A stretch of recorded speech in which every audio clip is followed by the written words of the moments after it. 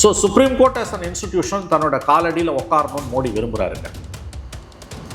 அதுதான் வந்து இன்னைக்கு நிஷிகாந்த் துபே பேசுகிறதும், அதை விட முக்கியமாக வைஸ் பிரசிடெண்ட்டை மோத விடுறாங்க. இன்றைக்கி வந்து பிஜேபியில் எம்பிஸோ மினிஸ்டர்ஸோ பேசினா சிவில் சொசைட்டி அது ஈஸியாக இக்னோர் பண்ணிடும்.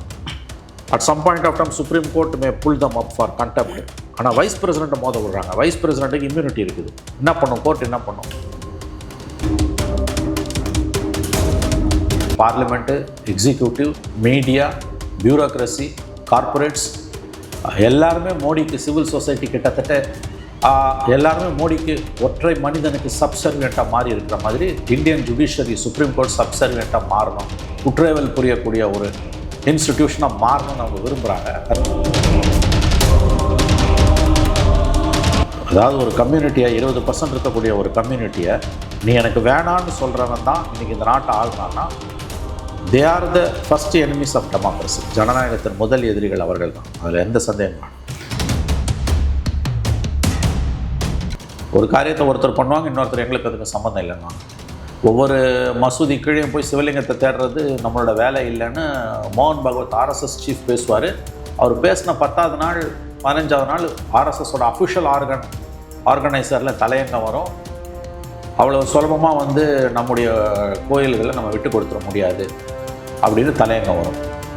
இது வழக்கமாக ஒரு பானை சோத்துக்கு ஒரு சோறு உதாரணம் சொல்கிறாங்க. இந்த மாதிரி வந்து அவங்களோட அஜெண்டா, கோர் அஜெண்டா ஒன்று தான். ஆனால்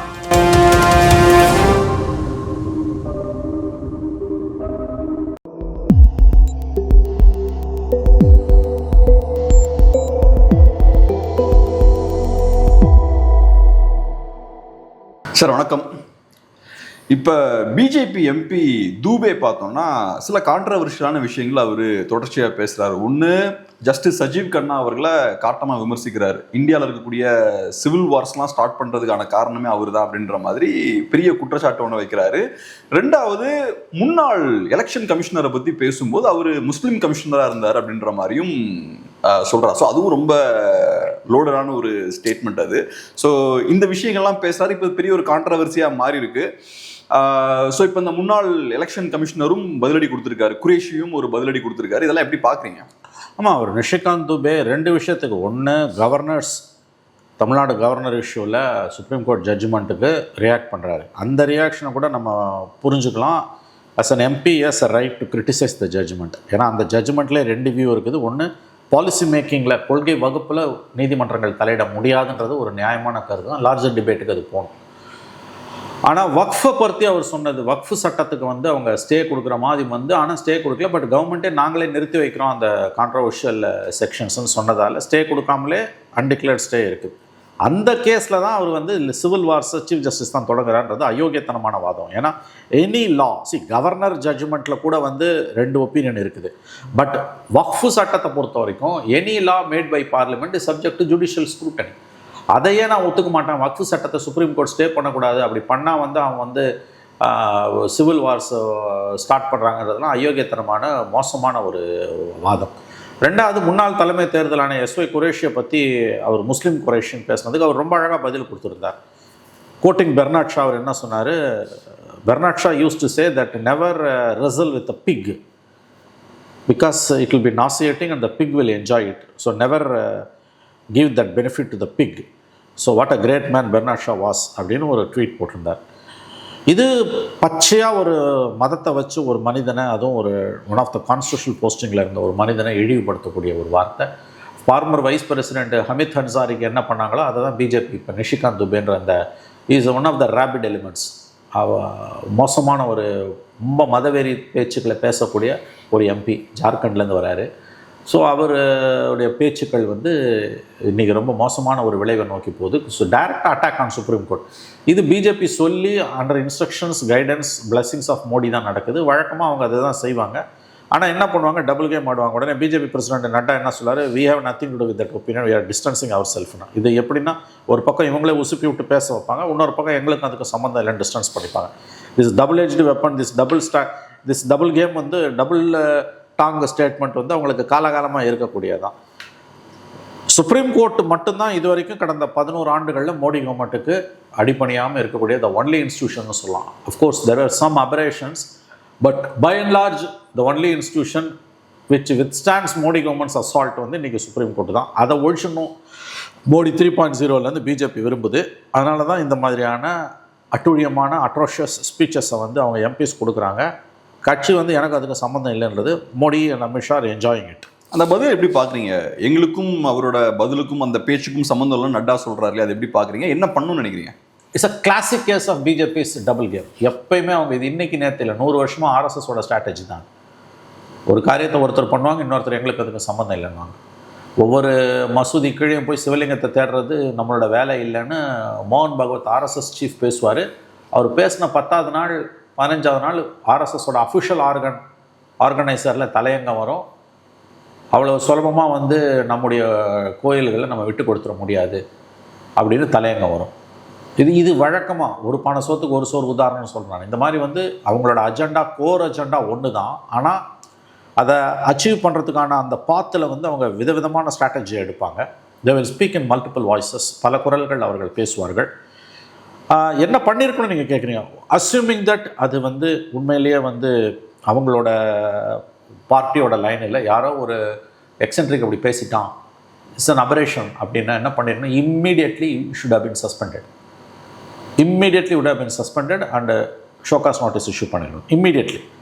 அதை பண்ணியிருந்தீங்கன்னா நீ உண்மையிலே மேன்மையானவன்னு சொல்லலாம். ஒன்றுமே கிடையாது. எந்த நடவடிக்கை நீ எடுத்த? Just keeping just saying that is opinion நீங்கள் டிஸ்டன்ஸ் பண்ணிக்கிறதுக்கு எந்த அர்த்தமும் கிடையாது. என்ன நடவடிக்கை எடுத்த? ஓகே, அது ஒரு இண்டிவிஜுவலோட ஒப்பீனியன், பார்ட்டிக்கு அதுக்கு சம்மந்தம் இல்லை. As spoken on his own party would have acted against him. ஏன் சைலண்ட்டாக இருக்க? இது காலகாலமாக அவங்க பண்ணுற அட்டூழியங்க. இது வந்து அவங்களுக்கு ஸ்ட்ராட்டஜி. ஆக்சுவலாக ஒருத்தன் அட்டாக் பண்ணுவான், இன்னொருத்தன் நான் எனக்கு இல்லைன்னோ பார்ட்டி வந்து டிஸ்டன்ஸ் பண்ணிக்கும். நாளைக்கு எந்த பக்கம் குரல் வசந்துக்கிட்டே போதோ அப்போ ஓப்பனாகவே பார்ட்டி அந்த லைன் எடுக்கும். சுப்ரீம் கோர்ட்டை வந்து சுப்ரீம் கோர்ட்டோட இண்டிபெண்டன்ஸை அவங்களுக்கு குறைக்கணும். சுப்ரீம் கோர்ட்டை சப்சர்வியண்ட்டாக, மோடிக்கு சப்சர்வியண்ட்டாக மாற்றணும். இன்றைக்கி parliament, executive, media, bureaucracy, corporates எல்லாருமே மோடிக்கு, சிவில் சொசைட்டி கிட்டத்தட்ட எல்லாருமே மோடிக்கு ஒற்றை மனிதனுக்கு சப்சர்வியண்ட்டாக மாறி இருக்கிற மாதிரி இந்தியன் ஜுடிஷியரி, சுப்ரீம் கோர்ட் சப்சர்வியண்ட்டாக மாறணும், குற்றவியல் புரியக்கூடிய ஒரு இன்ஸ்டிடியூஷனாக மாறணும்னு அவங்க விரும்புகிறாங்க. அதை சுப்ரீம் கோர்ட்டை ரெசிஸ்ட் பண்ணுது. அந்த கடுப்பில் தான் இப்படி பேசுகிறாங்க. இதில் இவங்க பேசுகிறது மட்டும் இல்லாமல் வைஸ் பிரசிடெண்ட்டை தூண்டி விட்டு பேசுகிறாங்க. வைஸ் பிரசிடெண்ட்டை பேசுகிறதுல இருக்க அட்வான்டேஜ், அவருக்கு வைஸ் பிரசிடெண்ட்டுக்கு எதிராக கோர்ட் ஒன்றும் பண்ண முடியாது. கண்டெம்ட் வந்து நிஷிகாந்த் துபேக்கு எதிராக போகலாம், வைஸ் பிரசிடெண்ட்டுக்கு எதிராக போக முடியாது. And this vice president is notorious. யார் 154 எம்பிஸை ஒரே நாளில் சஸ்பெண்ட் பண்ண உத்தமர் அவர். He has no business to talk like this. மந்திரிங்க பேசுனாங்கன்னா ஓகே, உன் வேலை ராஜ்யசபா நடத்துறது, பில்லை கிளியர் பண்ணுறது, அவ்வளோதான். பிரசிடெண்ட் இறந்துட்டார்னா ஆக்டிங் பிரசிடெண்ட்டாக உட்காந்துருக்கிறது. இது தவிர வேறு எதுவுமே கிடையாது உனக்கு வேலையை. நான் அவர் வந்து லெக்சர் கொடுத்துக்கிட்டே இருக்கார். இன்றைக்கி நம்ம பேசிகிட்டு இருக்க ஏப்ரல் 22 காலையில் 10 மணிக்கு டெல்லி யூனிவர்சிட்டியில் பேசும்போது பார்லிமெண்ட் இஸ் சுப்ரீம்னு மறுபடியும் சுப்ரீம் கோர்ட்டோட மல்லு கட்டுறாரு. அவரை மல்லு கட்ட வைக்கிறதும் சுப்ரீம் கோர்ட்டுக்கு எதிராக கொம்பு செய்ய விடுறதும் மோடி கவர்மெண்ட் தான். மோடி தான்றது எல்லாருக்கும் தெரியும். 27 பிரசிடெண்ட் எலெக்ஷன் வரும்போது அடுத்த பிரசிடெண்ட் ஆகணும்னு நான் ஆசைப்படுறாரு. அதனால் தன்னோட விசுவாசத்தை மோடி காமிக்கிறார். எவ்வளோ தூரம் இன்ஸ்டிடியூஷன்ஸை பிஜேபி கவர்மெண்ட் சாபட்டாஜ் பண்ணியிருக்குன்றதுக்கு வைஸ் பிரசிடெண்ட்டோட பிஹேவியரே சரியான சாட்சி.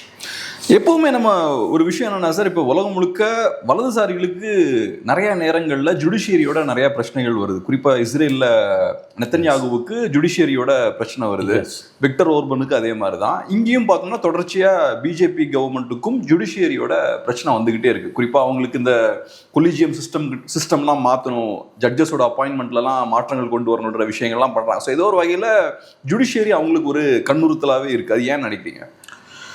ஆமாங்க, லிபரல் வேல்யூஸ் இருக்கக்கூடிய எது ஒன்றுமே வலதுசாரிகளுக்கு டிஸ்டர்பன்ஸை கொடுத்துக்கிட்டே தான் இருக்கும். Judiciary throughout the world is by and large as an institution is liberal, including in place like Israel. நீங்கள் அப்படி பார்த்தீங்கன்னா நீங்கள் பை அண்ட் லார்ஜ் மேபி இப்போ இதில் வந்து உங்களுக்கு மிலிட்ரி ஸ்டேட்டில் எல்லாம் வந்து உங்களுக்கு வந்து ஆர்மி கண்ட்ரோலில் இருக்கக்கூடிய மார்ஷலாக இருக்க ஸ்டேட்ஸில் வேணால் வித்தியாசமாக இருக்கலாம். அங்கே கூட வந்து ஆனால் வந்து சம்டைம்ஸ் வந்து லிபரல் வாய்ஸஸ் கிடைக்கும்.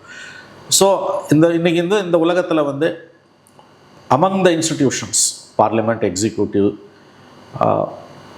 அண்ட் சிவில் சொசைட்டி, ஜுடிஷியரின்னு பார்த்தீங்கன்னா லிபரல் வேல்யூஸ் கிட்டத்தட்ட அதிகமாக இருக்கக்கூடிய, கம்பேரிட்டிவ் டேர்ம்ஸ்லையாவது அதிகமாக இருக்கக்கூடிய ஒரு இன்ஸ்டிடியூஷன் எதுன்னு பார்த்தீங்கன்னா ஜுடிஷியரி தான். அதில் வந்து உங்களுக்கு வந்து ஒரு ஃபுல் ஃப்ளெஜ்டு ஆர்மி ரூல் இல்லாத ஓரளவு லிபரல் வேல்யூஸ் இருக்கக்கூடிய கண்ட்ரியில் அங்கே வந்து ரூலர்ஸ் வந்து சம்டைம்ஸ் வந்து ரைட் விங்காகவும் அத்தாரிட்டேரியனாகவும் இருந்தால் கூட இன்றைக்கி whole world is becoming right wing and authority majority of the countries the right wing shift throughout the globe is obvious. But judiciary அப்படி இல்லை. அது வந்து ஆஸ் அன் இன்ஸ்டிடியூஷன் அது வந்து it goes to the roots of the institution, imbibed. அது வந்து அதோட ஸ்ட்ரக்சரை வந்து it's bent towards liberal values தான். அப்படி தான் நம்ம அதை பார்க்கணும். இன்றைக்கி இஸ்ரேலில் என்ன நடந்துகிட்டு இருக்குது, காசாவில் போட்டு 50,000 பேருக்கு மேலே சாவடிச்சிருக்கான். Majority of them are over 30,000க்கு மேலே விமன் அண்ட் சில்ட்ரன்.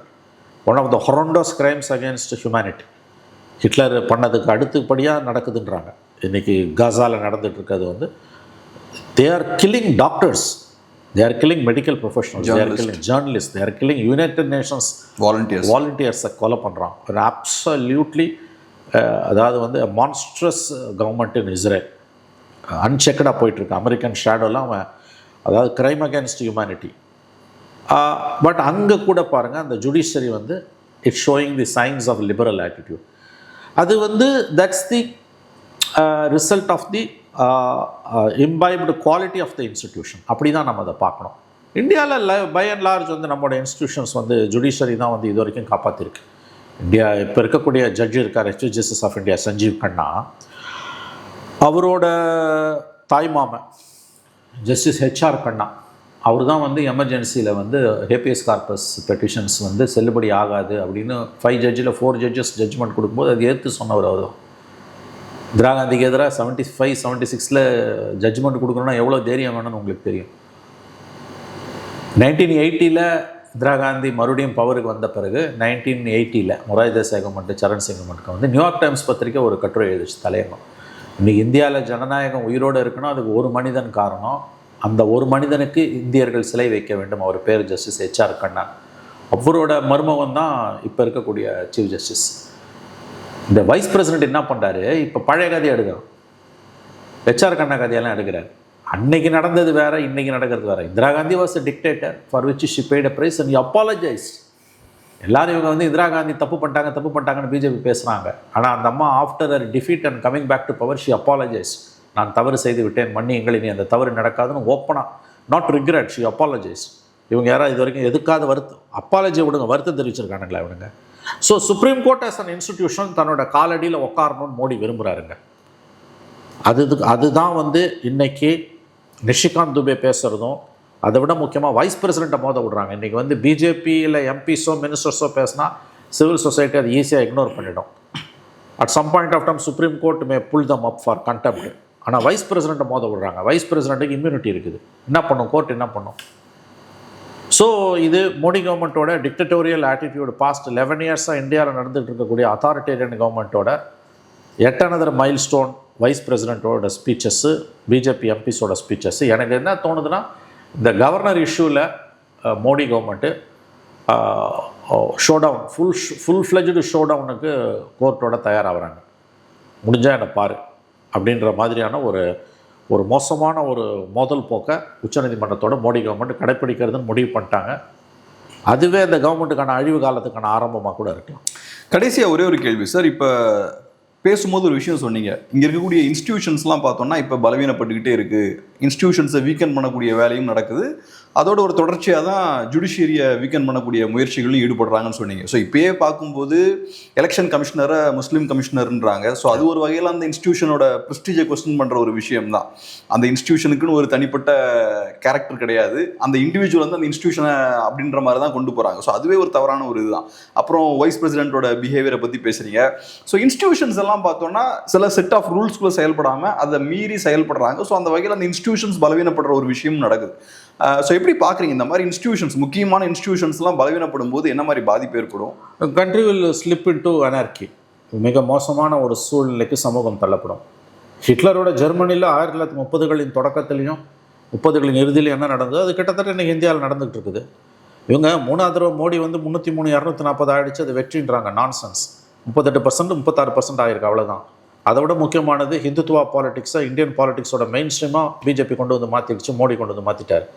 இன்றைக்கி முஸ்லீம்ஸுக்கு எல்லா பார்ட்டிஸ்லையுமே சீட்ஸ் கொடுக்கறது, எம்பியில் சீட் கொடுக்கறதுன்றது கிட்டத்தட்ட வந்து நெக்ஸ்ட் டு இம்பாசிபிளாக மாறிட்டு இருக்கு. லோக்சபா ராஜ்யசபா சேர்த்து பிஜேபியோட MP strength 338. Out of 338 not single Muslim. இந்த நாட்டோட ஹையஸ்ட் பாலிசி மேக்கிங் பாடியில் ரூலிங் பார்ட்டி 10 வருஷமாக பவரில் இருந்து 11வது வருஷத்தில் நட போட்டுக்கிட்டு இருக்க பார்ட்டி ஒரு முஸ்லீம் கூட அவங்களுக்கு இல்லைன்றது வெக்கக்கேடான விஷயம் இல்லையா? என்ன ப்ளூரலிஸ்ட் நீ அப்போ வந்து அங்கே வந்து மெயின்டைன் பண்ண? காஷ்மீரில் போட்டியே இடலை. அவ்வளோ தைரியம் இருந்ததுன்னா நீ போட வேண்டியதுனாடா அங்கே போய். அண்ட் 17 ஸ்டேட்ஸில் பிஜேபி ரூல்டு ஸ்டேட்ஸில் மெசேஜ் கிளியராக இருக்குது, எங்களுக்கு தேவையில்லைன்றாங்க. எங்களுக்கு தேவையில்லை. முஸ்லீம் மெஜாரிட்டி ரூல் ஸ்டேட்டில் எங்களுக்கு வேண்டாம், நாங்கள் போட்டி போட மாட்டோன்றது எவ்வளோ அயோக்கியத்தை. நீங்கள் எங்களுக்கு தேவையில்லை, நீங்கள் எங்களுக்கு தேவையில்லை. ஒரு கம்யூனிட்டியையே நீ வந்து அப்படி இக்னோர் பண்ணுறனா இது என்ன கட்சி? கரெக்டாக சொன்னீங்க. எங்களுக்கு வேணான்ற முடிவு போட்டி போடாமல் தோக்கிறமோ ஜெயிக்கிறமோ அது செகண்டரிங்க. அது இஷ்யூ இல்லை. Whether you fight it or நாட்ன்றது. எனக்கு நீ வேணான்னு முடிவு பண்ணுறது பிஜேபியோட that's the crude horrendous nature of RSS. They are enemy number 1. அதில் எந்த சந்தேகமும் வேணாம். அதாவது ஒரு கம்யூனிட்டியை 20% இருக்கக்கூடிய ஒரு கம்யூனிட்டியை நீ எனக்கு வேணான்னு சொல்கிறவன் தான் இன்றைக்கி இந்த நாட்டை ஆள்றான்னா they are the first enemies of democracy. ஜனநாயகத்தின் முதல் எதிரிகள் அவர்கள் தான். அதில் எந்த சந்தேகம் வேணும். ரொம்ப நன்றி சார். பிஸியான டைமில் அருமையான ஒரு பேட்டி கொடுக்க ரொம்ப நன்றி. நன்றி சார்.